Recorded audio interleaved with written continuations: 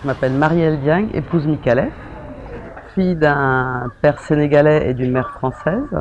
J'ai décidé de monter une ligne de vêtements qui s'appelle Marimika. C'est une ligne de vêtements peinte à la main. Moi j'ai grandi ici, je suis pratiquement née ici, j'ai fait toute l'école publique ici, jusqu'à la terminale, je n'ai fait que le lycée public. En Afrique, le chômage c'est un grand mot, il n'y a pas de travail en fait. Et il n'y a pas de moyens pour créer du travail. Il y a un énorme exode rural dû à l'accaparement des terres par des privés de tous les côtés. Donc les jeunes remontent déjà vers les villes pour chercher du travail, mais les villes sont tellement encombrées, il y a déjà tellement de monde qui n'arrivent pas à trouver de travail.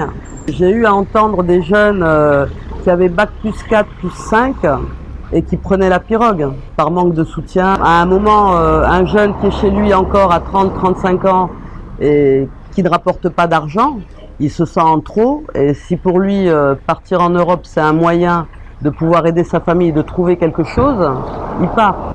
En se disant que tout ce qu'il y a en Europe est mieux, c'est vraiment quelque chose de très général. Ils se disent en Europe, il y a de l'argent, donc on va là où il y a de l'argent.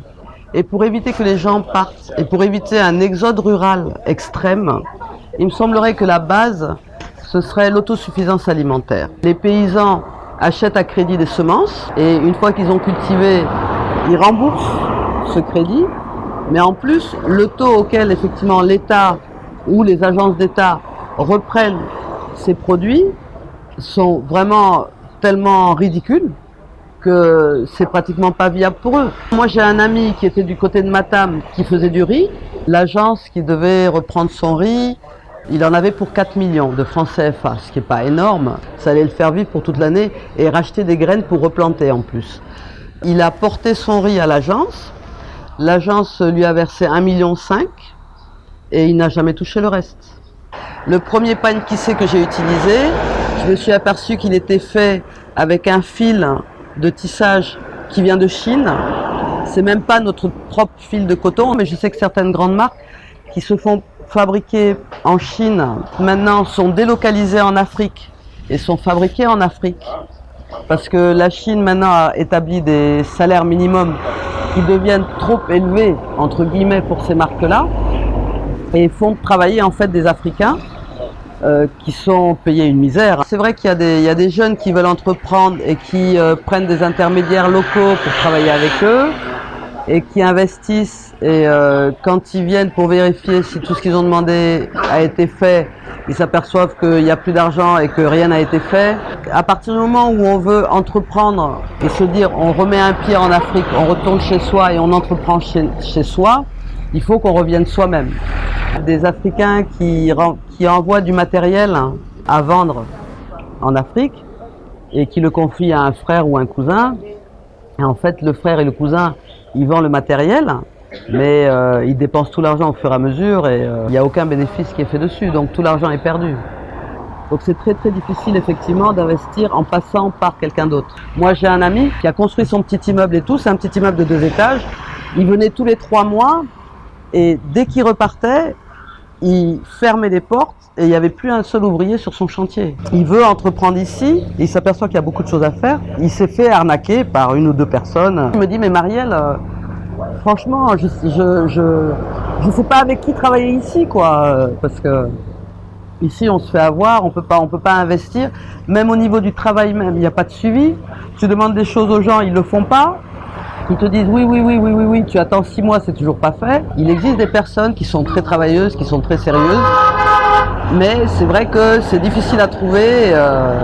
Une fois qu'on les trouve, faut pas les lâcher.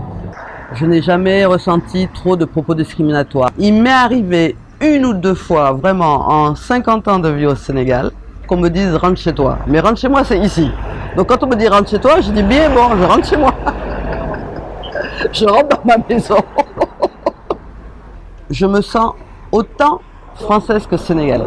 Les problèmes sont les mêmes un peu pour tout le monde, je pense, même sans être métisse. Moi, je connais des Sénégalais ayant grandi en Europe qui, en décidant de venir s'installer ici, ont eu beaucoup de mal à s'adapter. Parce qu'il faut aussi s'adapter à la culture, à la manière de vivre des gens, qui n'est pas la même qu'en Europe. Ça s'apprend. C'est pas en arrivant du jour au lendemain en disant voilà, je rentre dans mon pays parce que c'est mon pays d'origine, donc ils vont m'accueillir. Oui, ils vont vous accueillir, mais à condition de connaître les codes aussi.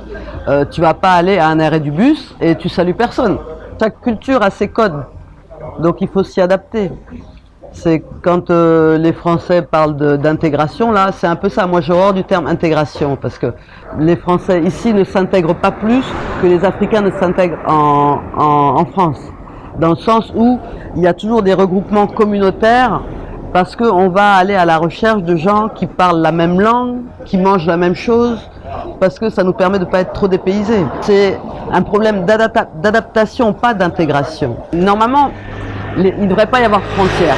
Il y a un article, je crois que c'est l'article 13 des droits de l'homme, qui stipule que l'homme peut se déplacer de son plein gré partout sur la Terre. Normalement, les frontières ne devraient pas exister. Et plus il y aura de frontières, en fait, plus il y aura de nationalisme, plus il y aura des gens qui forceront les frontières. Abonnez-vous à la page Facebook, partagez beaucoup. Donald Price, man, gotta think like twice.